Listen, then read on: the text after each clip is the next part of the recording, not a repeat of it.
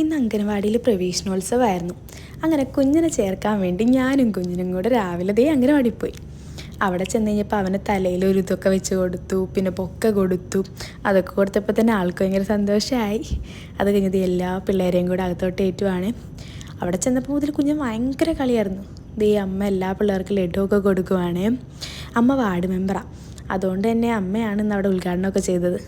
പിന്നെ അംഗനവാടി ടീച്ചർ സംസാരിച്ചു. നല്ലൊരു ടീച്ചറായിരുന്നു കേട്ടോ. എനിക്ക് പേഴ്സണലി ഭയങ്കരമായിട്ട് ഇഷ്ടപ്പെട്ടൊരു ടീച്ചറായിരുന്നു.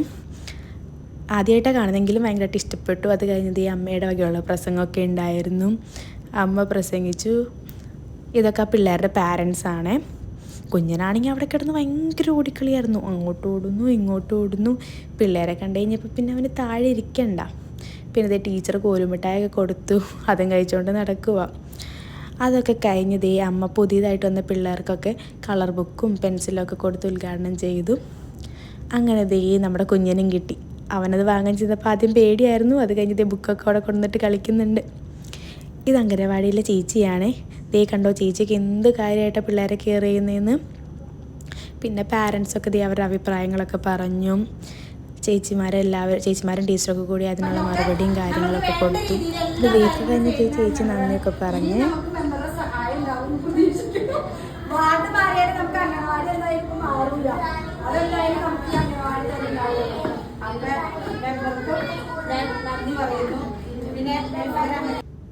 അപ്പോൾ ഞങ്ങൾ വീട്ടിൽ പോവാണേ. എല്ലാവർക്കും ബായ്.